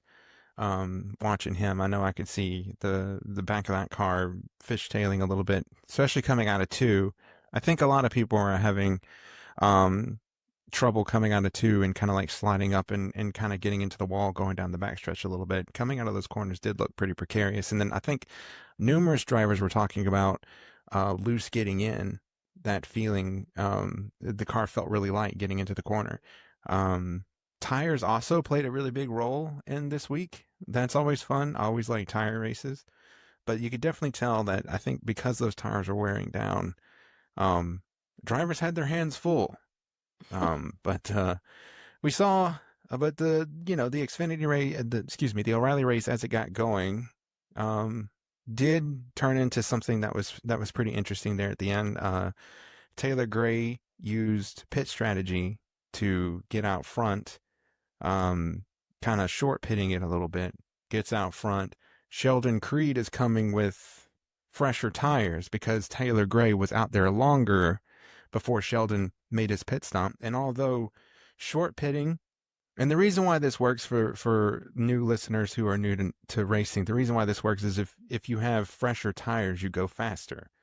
Hmm. So if you pit before everyone else, so say you're running fourth and you pit before everyone else, you're going to lose that track position. But when you get back out there, you're going to have fresher tires, which means you can go faster than the cars that haven't pitted yet and have a chance to leapfrog those positions. That's what Taylor Gray kind of did. That's what we saw in the Cup race too. And that strategy did work out because Sheldon Creed was coming with fresher tires and he wasn't able to catch Taylor Gray because he had built such a strong lead out in front that Sheldon Creed couldn't eat into it. So Taylor Gray wins his second career race. And the JGR gets their second win of the year in the O'Reilly series that has been dominated mostly by junior motorsports teams. Yeah, I mean, I thought the finish of the race was pretty good. Sheldon Creed did try his hardest to get out there those I like last him. final laps, but I feel like the minus all the cautions, the races that we saw were very similar. Mhm. Like there weren't a ton of lead changes. Mhm. There was just a lot of laps until like the very end when you saw maybe a few lead changes or what have you. But like any of the lead changes in the O'Reilly series seemed largely due to cautions. Yeah, I would agree. I would say that both races, they weren't like compelling races this week, which is a shame because, like I said, Kansas is one that I usually kind of circle as like, this could be fun. This could be a fun week of racing right here. Yeah, And I didn't get it. I didn't get it. Um, the finishes were fun, but I feel like both races didn't really get compelling until 20 to go. But you had to yeah, sit through logging laps and to get there. But the payoff was there. Um, the seeing if Sheldon Creed could run down the leader was fun. And Brendan Poole almost gave a win to Sheldon Creed. He was a lap down car and would not get out of the way. Um, Taylor Gray was really mad at the 44 Brendan Poole on the radio for not getting out of his way. I was kind of hoping he would talk a little bit about it in his post race interview, but he chickened out. I was telling you, I said I miss the old days of racing when they would have been like, was there? Because the reporter was clearly trying to get him to say it because he was like, was there any challenges out there that you were facing? Yeah. In the end, and the answer is yes. The 44, and I was telling you that I missed the old days because the old drivers would have been like, "Are there any challenges?" Like, yeah, the damn son of a bitch, 2 laps down over here trying to get. I put him in the wall. Like, I miss the old days, but Taylor Gray was like, no, everything's great. Everything's fine. It was just, things were hard out there, but I stayed through it and persevered. And here we are with the win. It's like, come on, man. Talk about how much you hate Brendan Poole. Tell us how much you hate Brendan Poole. Like, Well, I suppose if you win, at that point, you're not really thinking about true. I the mean, yeah, you BS you had to win. So drive through to get there.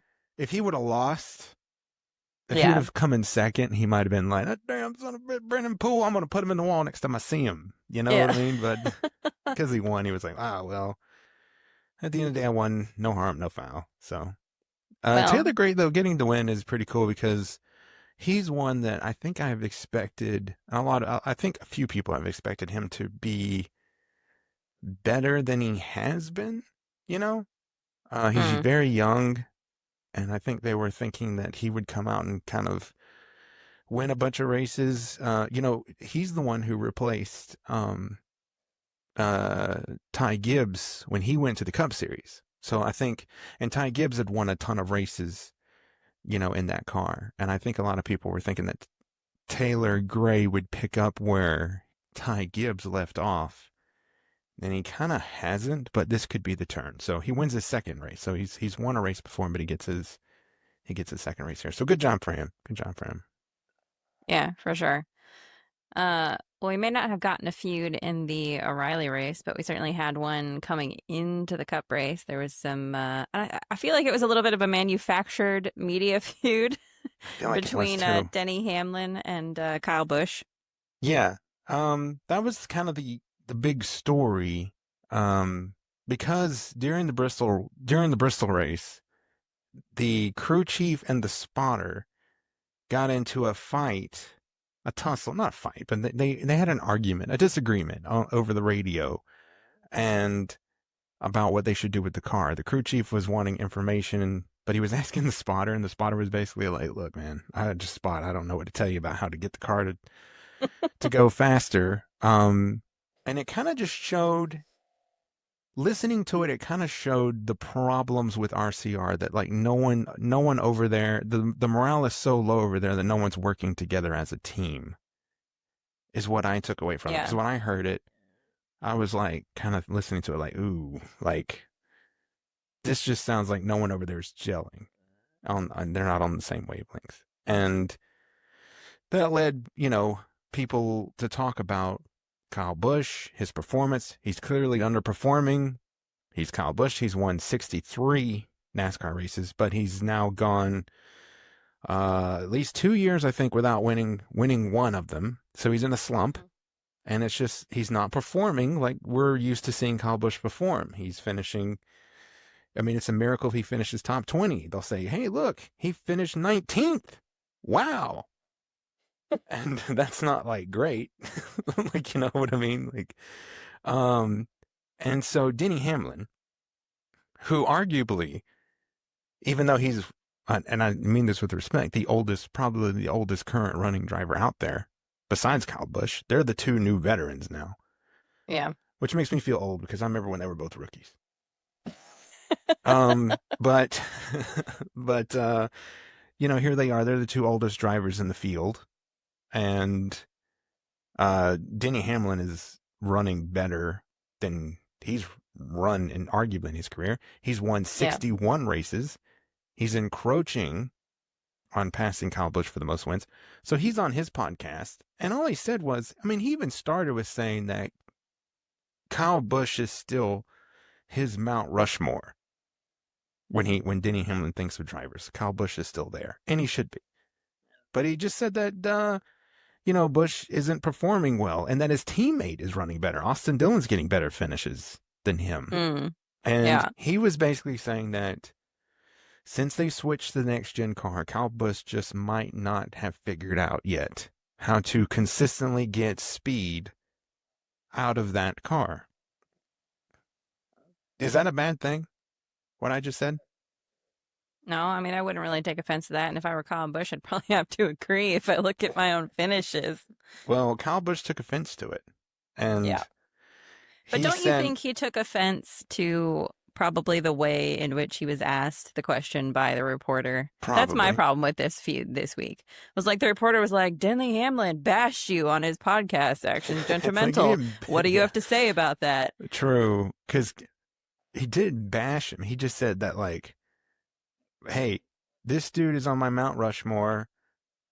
His teammate is running better than him, so the problem is with that team specifically. Because Austin Mm, Dillon is running the same way Austin Dillon has always run. So I mean, like, sure. there's been no difference there, right? But with Kyle Busch, he's losing to his teammate Austin Dillon consistently, and he just said like, hey, he might not know how to get speed out of this new next gen car. He just might not have figured out to tell the crew chief like, okay, for me to go faster in this car, this is what I need you to do. This is Yeah. what I'm expecting. He just might not know. Um, but Kyle Busch was like saying, he said, I wish, I would love for Denny Hamlin to get in my car and let's see what he can do. Basically saying like Denny Hamlin gets in my car, he ain't gonna be Billy Badass. He's with JGR. You know, Mm. that was basically what Kyle Busch. And he said something, I can make his life living hell. And I was thinking to myself, like, in what way can you make his life a living hell? Because the only way that you're going to be around Denny Hamlin is when he's putting you a lap down, which happened today. He put him a couple of laps down. So I I don't don't know really. the history here. So how did Kyle Busch end up on this team? So funny thing, Kyle Busch and Denny Hamlin were teammates, Okay. and there's some rumors around like what kind of happened there. I know that like Kyle Busch was losing a sponsor, a longtime sponsor was leaving, but And this is at JGR. this is at JGR. Because Okay. Denny Hamlin's only ever driven the 11 car, which is, by the way, that's unfounded in NASCAR to have one car that you drive for your entire career. Yeah. But Denny Hamlin's only ever driven for Joe Gibbs Racing in the 11. But Kyle Busch was in the 18. And then they were losing a sponsor, but a lot of people were speculating that they were kicking Kyle Busch out so they could make room for his grandson, which added to some of the silver Eight. spoon stuff, Yeah. For you know? Ty Gibbs. Anyway, Kyle Busch leaves Joe Gibbs Racing to go to RCR to drive the 8. And when he first got there, they had success. He won a race, put RCR back in victory lane. Won a race with them. But since it just hasn't, something over there isn't working. Something over there isn't Yeah. working. But that's kind of Kyle Busch was Denny Hamlin's teammate. And I don't know what their relationship was like. I don't know if there was contention, if Kyle Busch maybe feels that Denny Hamlin gets special treatment. Because, Joe Gibbs and Denny Hamlin are really tight. They're really close. Yeah. Um, I mean, Joe you would Gibbs. be if you worked for somebody for that long. That's what I was going to say. Like, Joe Gibbs was the one, Denny Hamlin's story is pretty incredible because most drivers these days come from money because racing is very expensive. It's why I couldn't be a race car driver, right? We don't have that kind of money or resources to go racing. Millions of dollars worth of Millions of money. dollars. And a Yeah. lot of these race car drivers these days are sons of former race car drivers or people who have connections or people who their dads own some great company and they end up sponsoring the car and giving the money. This is the way it is. Denny Hamlin, however, came from nothing, and his parents mortgaged their house and like sold stuff to make sure that Denny Hamlin, their son, could go racing. And Joe Gibbs was the guy who took the chance on him.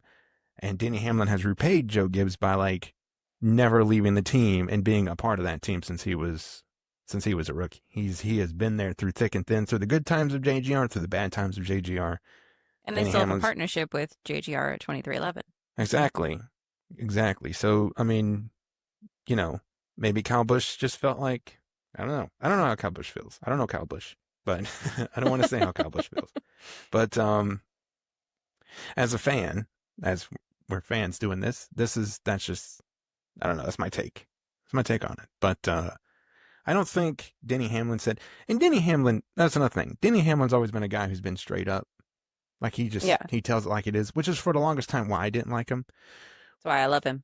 Fans, people listening to this, when I started dating Nina, I told her, I said, you can pull for anybody you want to, except for Joe Gibbs Racing and Denny Hamlin. Now, to be fair, I pulled for Joe Logano for a little bit because, from Connecticut, but then he pissed me off. So now I moved over to Denny Hamlin, mostly because we have listened to Action is Gentlemen now, Denny Hamlin's podcast, for the better part of the last year and a half. And I Yeah. actually really do like his insight and his takes on things. And Well, I think besides watching sports with you, Denny Hamlin's the other person that has made NASCAR interesting for me. mm, I mean, DBC is funny. it Don't is have to fine. clear. Yeah. Great podcast.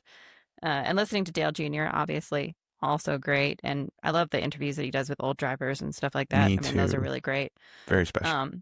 But Denny Hamlin kind of has the market cornered on interesting race insights from both a driver and an owner's perspective. So I just found him to be the most interesting person out there at the moment. It's kind of funny for the reasons why I never was a Denny Hamlin fan. I became a Denny Hamlin fan. I didn't like how cocky and arrogant he seemed when he would do his interviews. Just how like he would say the true something that he felt was true, whether it was true or not. He just believed it. He would speak his truth, and Yeah. it came off as what an Douchey. asshole.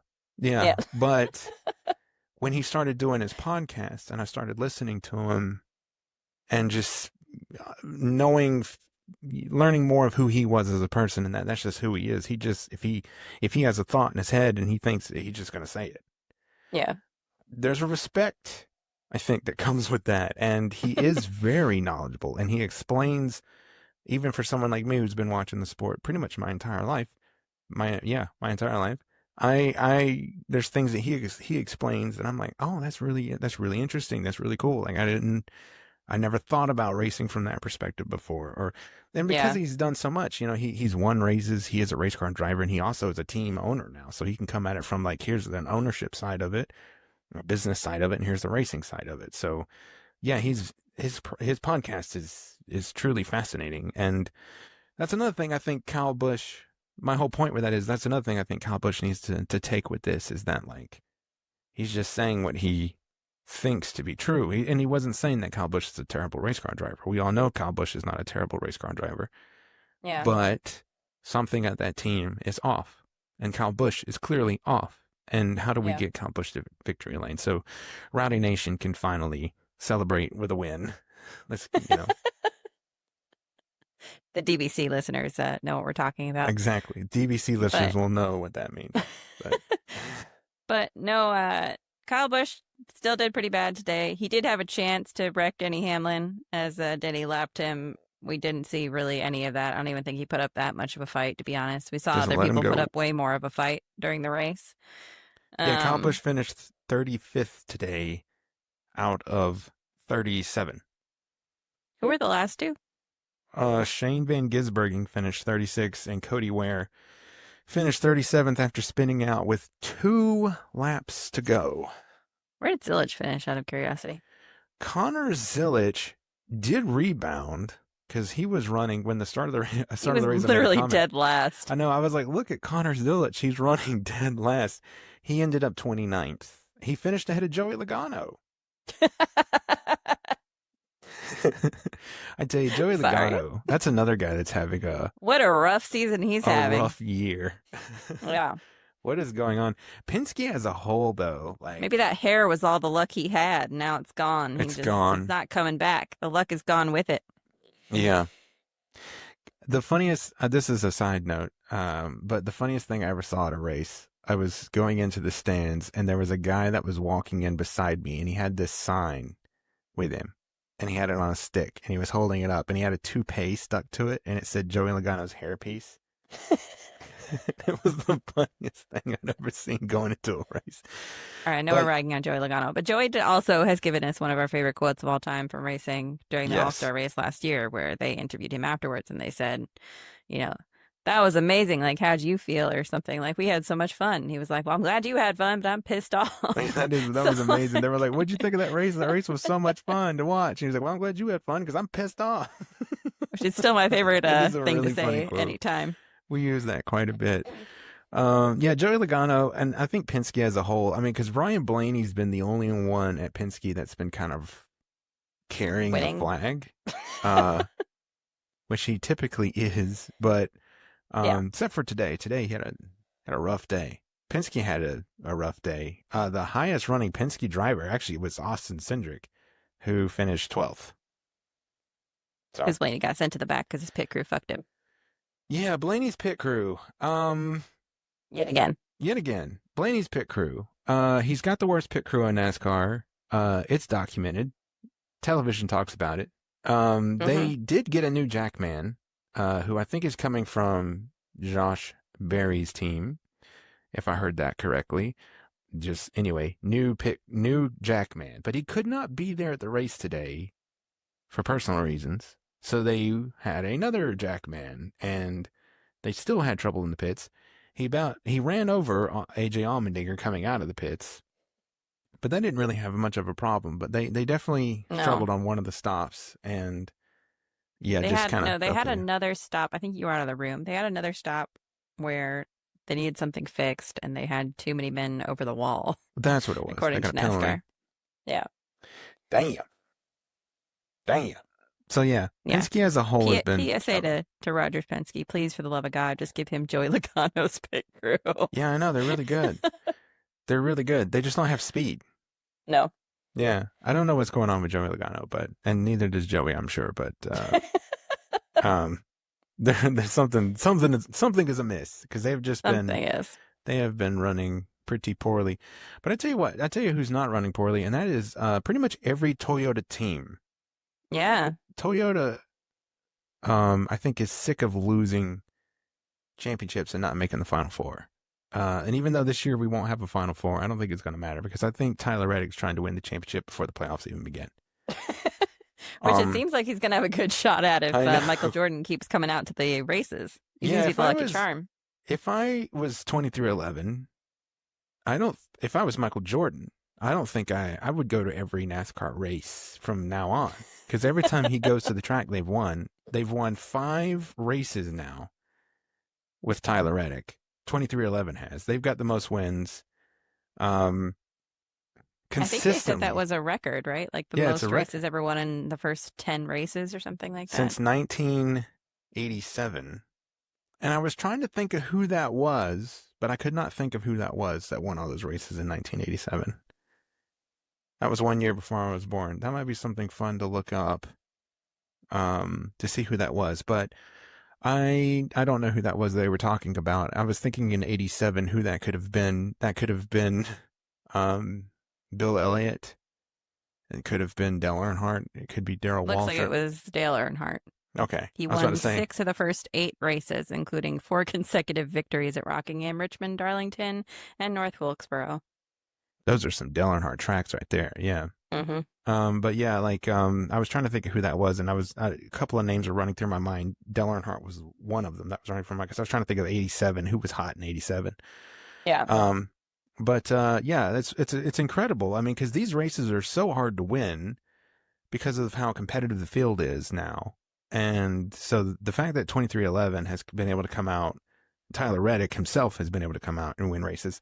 And let's not discredit, Bubba Wallace too has been running in the top 10, as well. So like the team as a whole has been doing good. Denny Hamlin's up front all the time too. And these are Toyotas. So Toyota right now is on the point. They definitely have figured something out. And going into the race, I told you I thought that Toyota was going to be strong, and when I picked my fantasy drivers, I put a lot of Toyota drivers on my fantasy this week. and I just felt like Denny Hamlin was the driver that I had picked to win. Yeah, Um, I thought he was going to win too. and for a minute there, I was thinking I was like, I look like a damn genius. But yeah, I just had a feeling that track just lends itself well. I thought Kyle Larson would be the one guy that could stop him because when it comes to running the wall, um, so this is funny. When it comes to running the wall, like when it's tracks like Homestead or any place where the outside line, like as close as you can get to the wall on the outside line is the faster groove, I automatically Yeah. think to Kyle Larson. But I forgot how good Tyler Reddick also is at it. Yeah. Who's in a Toyota, and he showed that today for sure. But it was a really dull race, I think. Um, Yeah. Up until like you said, the last like 20 laps or so, it was it wasn't not compelling. all that interesting. Yeah. No, whoever got out front took off. There was Actually, no, didn't you kind of feel like even the announcers were struggling? Because there were periods of yeah, silence on today's yeah, they broadcast, didn't and know I what to was like, say. I, There was one point where they literally started talking about barbecue. Clint Boyer brought like they had nothing else to talk about. They were like, uh, there's this really cool barbecue joint that I liked as as a Midwesterner. Do you guys want to try it? I've got some here. They cut away to them. They're just sitting there trying to like eat burnt ends or something, and it's like, this is great. This is great. Um, yeah, it was a dull race. It was a dull race, admittedly. Nothing was really happening. They got spread out. Nobody was passing. I think they tried to make something out of the tire strategy, but even that was like kind of non-existent. yeah, But the ending paid off. If you stuck around for that race, the ending really paid off. I'll paint the picture.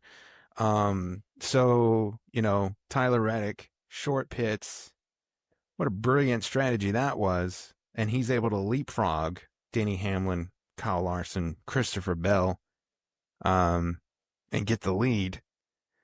But, no, excuse me, it was Denny Hamlin who short pitted. Excuse me, I got that all wrong. Denny Hamlin short pits, gets out front. It's got like a 4 second lead when the pit yeah, cycle finishes around. Denny Hamlin's in front with 4 seconds to go. A 4 second lead with a handful of laps to go. And Tyler Reddick runs him down, passes him, and you kind of think it's over. But then Tyler Reddick, all of a sudden, he gets into the wall and he comes on the radio and starts talking about how he's out of gas. What'd you think about that? Did you think he yeah. ran out of gas? I guess he did. He That has to was switch him. yeah, that was surprising. I mean, he did immediately fall back, and then he had to flip that switch, but uh, that was surprising because it didn't seem like we weren't hearing any chatter. Usually announcers would be like, teams are starting to talk about how they're running low on It was, gas or yeah, whatever. there was no There was mention. none of that. Yeah, I didn't even know that was going to be a problem that they might have not gotten the tank fuel, the full. I didn't even know that was going to be a yeah. thing. It was But, odd. but yeah, Tyler Reddick gets into the wall. Denny Hamlin goes back by him. 2 laps to go. Denny Hamlin is coming off of turn 4. All he has to do is get the white flag, and the next flag ends it. Cody Ware spins out right before he can get to the start finish line, thus meaning the caution comes out and the race is going into extra laps. And I Yeah, just knew. So Denny Hamlin has the worst luck when it comes to that kind of stuff. I've seen Denny Hamlin lose so many races because the caution came out, and he complains about it on his show all the time. yeah. And I remember him, Including the championship last year. including the championship last year, and I remember him saying something within the last week or two on his podcast, saying that like he tells his crew chief, if the race is ever boring, if there's not enough cautions, if anything happens, anything, NASCAR's going to throw a caution to make the race interesting. Yeah, And when I saw that car spinning, and even though that car spun out and went down to the infield and was off the track, I was like, they're throwing a caution because this has been a shit race. And that's exactly what happened. And I just started yeah. like laughing internally because I was like, Danny Hamlin gets bit again by a late It's race so caution. annoying though. I mean, I'd be pissed off if I were him. Yeah, They he could have seemed, waited 5 seconds yeah, and just he to would get the have white flag won. and then throw the caution.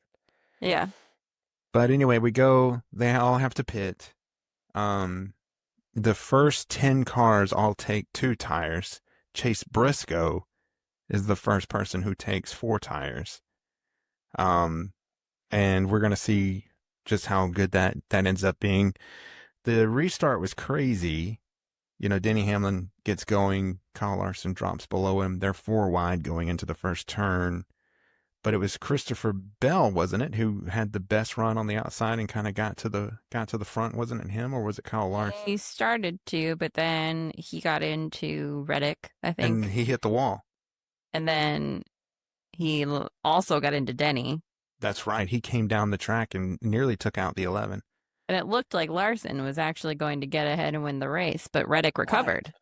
That's right. That was crazy because Larson, because everybody's wrecking behind him, Yeah. Larson gets like a huge lead, like a second and a half lead. It looked like several car lengths going into turn 3, but I guess he was plowing tight and couldn't get the car to rotate. So he goes into the corner in the car. He's turning, but the car is washing up, and he has to wait on the car to start turning before he get to the gas. Tyler Reddick does not. Tyler Reddick, to the naked eye, closes the gap. You could just tell he was standing in the gas, and that car Yeah. was gripping, and just blows right by the 5. Like that was insane watching that. Yeah. So Tyler Reddick goes on to win the race. Very, very exciting finish. And Chase Briscoe, by the way, who took those four tires, who ran 10th, 11th, 12th all day long, restarts 11th with four tires. He finishes third. So good call to take the four tires and kind of maximize on a points day that wasn't going to be all that great. Yeah, for sure. Plus he got, lucky with Bell just washing out the way he did on that Yeah, Bell ate turn. shit for sure. And then Yeah. he like spun out. He spun out coming to the white flag, and NASCAR didn't throw caution for that. So he just kind of spun out and puttered on along. And where did Christopher Bell end up? Let's see where the old boy, he ended up 20th, Well, having still did better taken than the Joey white flag. Logano. Yeah, he did finish better than Joey Logano. Yeah, poor Joey. Where did Poor. Blaney finish after all that? So Ryan Blaney ended up 24th today, which is not going Yikes. to be a good points day for him because Blaney came into the points. Well, he came into Kansas second in points. Tyler Reddick was the point leader, obviously, and he increases that point lead. I do think this is funny. Do you think this is interesting that NASCAR fans were complaining about the chase format of how it's been with the playoffs and how people get eliminated and those kinds of things. And this is the first year that NASCAR is going back to this more traditional point system. And the first year they do it, it's looking like it could just be a runaway. Do you think that's interesting? It is kind of interesting. But it also gives people what they've said they've wanted, which is like if you spend your season winning, you You should should be be the the champion. champion. Yeah. Yeah. Like I agree. I just think it's funny because I can almost hear it now that NASCAR fans are going to complain about how boring the championship season was because NASCAR fans are never satisfied about anything. Trust me, if you want to know, just look at NASCAR's Instagram page. They fight about everything on NASCAR's Instagram page. In the comment section, they're never satisfied with anything. So Yeah. if you have, the playoff format, they're like, the playoff format sucks because the driver who was better that year didn't win. And that's true. I felt that way too.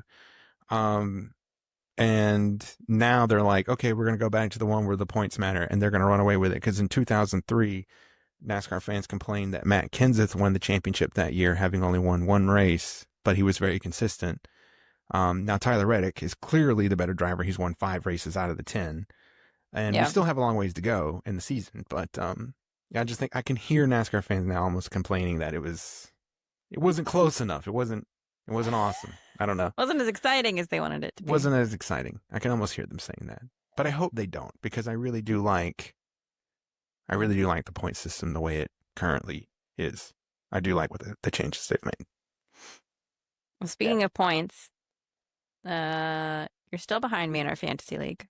Okay. But By how much? well, I don't think that today's scores have been tabulated in, but what we had was 1687 to 1467. Okay, yeah, so they definitely have mentality So because that's what I had. I was like 200 some points behind you going into today's. yeah, Who did but you who did you have on your fantasy team? Do you have that? let Let me pull up me mine too. guess. I had so today I had Tyler Reddick, I had Kyle Larson, I had Ty Gibbs, Bubba Wallace, and Carson Hocevar. And I had Ryan Blaney, I put him in the garage. Um, just because of the way things were going. I had Priest, Bubba, Ty Gibbs, Tyler Reddick, Denny Hamlin, and then I had Daniel Suarez in the garage. Yeah. I don't know if we So I both don't had think today Tyler. is going to be the day when you catch up, but Mm-mm. I'm running out of the drivers that I usually pick. That's So true. I'm going to have to make some interesting choices. Now, of course, next week we have Talladega, Dang. and it's going to be That's a gonna be a free for all. crapshoot. So I might just pick at random at I think Talladega, I will. to I be actually think honest. I might. I think for Talladega, I might spend some just picking some back marker dudes who I'm gonna assume are gonna miss the big one and get like their first top 10 finishes of the season and only top 10 finishes of the season. That's Yeah, kind of that might be what I try. Um, I did have so for the bonus points. Oh man, I lost this too. I put Ty Gibbs would have a better day than Bubba Wallace, which he did not. Bubba Wallace I had the picked better Bubba. day. Yes, he beat me there. I had Chase Elliott having a better day than Chastain. Won that. I had that too. I had Tyler Reddick beating Kyle Larson. Thank God. I won Same, that. as did I. And I had Ryan Blaney beating William Byron, which I did not have. And I had that too. So you beat me. So you did score bonus points on the Bubba Wallace Yeah, Ty Gibbs matchup. yep. Yeah. So I lost. I lost that too. Sucks. I can't get it right, man. Like I I can't said get it though, right. mid season here, we're gonna have It's gonna get some interesting. interesting times. We're gonna Yeah, have we're gonna have like battles between like Zane Smith and Connor Zilich, yeah. Riley yeah, Herbst. Riley Herbst. Hey, can I talk about Corey Heim real quick? Corey Yeah, go Heim for it. had a really solid day. This is only like his second cup race. I think he's participated in second or third for sure. Um, ran really well at Daytona. He was in the Daytona 500. I think he got a top 10 there. Definitely ran up front. Was in the mix. And then today, he started pretty far back, but he finishes inside the top 15. All 2311 cars finish inside the top 15. So that organization is just on it, even when it comes to Nice. their B and C drivers. So Corey Heim, I think could be the real deal. And I hate saying that because every time I've said, or anytime anybody ever says that this driver is going to be the real deal, they never end up being that right off the bat. But I really do feel like Corey Heim could be, I mean, that kid could be the real deal because he won like 11 races last year in the truck series, wins that championship. Clearly has a lot of talent. The fact that he doesn't have a full-time ride this year is an absolute travesty.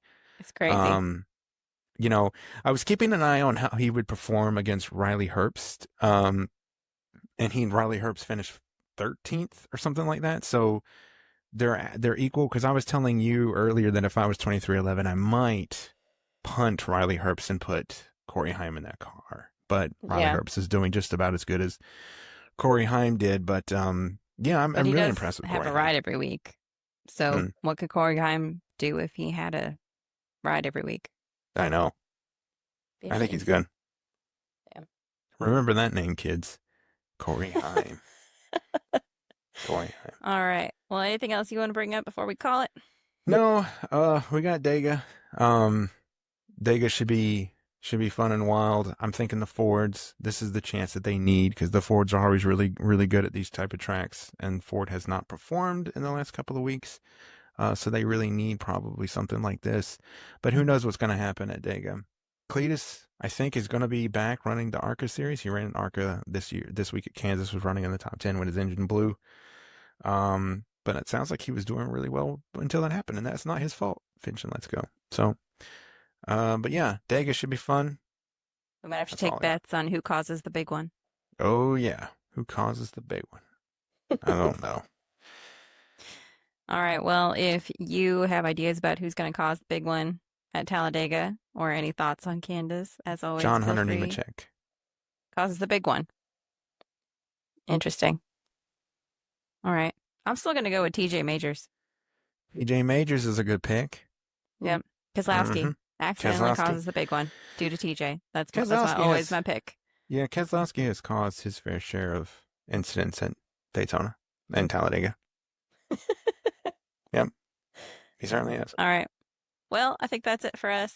As always, if you enjoyed that, please like or subscribe to the channel.